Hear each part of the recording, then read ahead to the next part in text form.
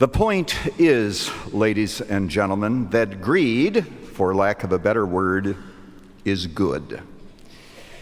Greed is right. Greed works. Greed clarifies, cuts through, and captures the essence of the evolutionary spirit.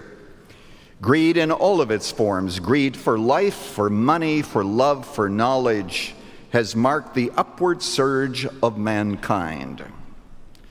So said Michael Douglas in a movie. There's an alternate view. Watch out, beware, be on your guard against all kinds of greed. A man's life does not consist in the abundance of his possessions. Jesus Christ. So who are we going to go with in life today, Michael Douglas or Jesus?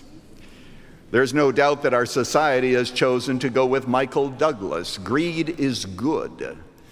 It's the one sin that you can commit that you'll never be disciplined for. Almost no one will point it out in your life.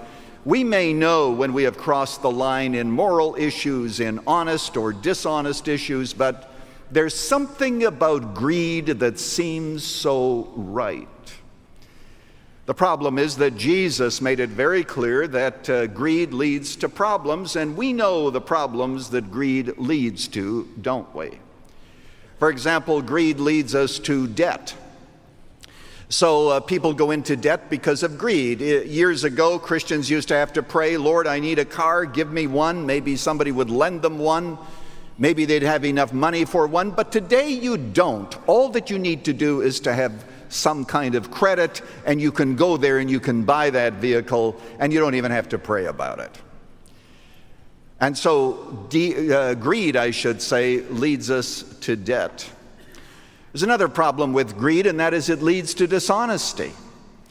You think, for example, of how many people have been dishonest in business and in their dealings, always wanting more, always justifying it within their mind, because greed is really the thirst for more.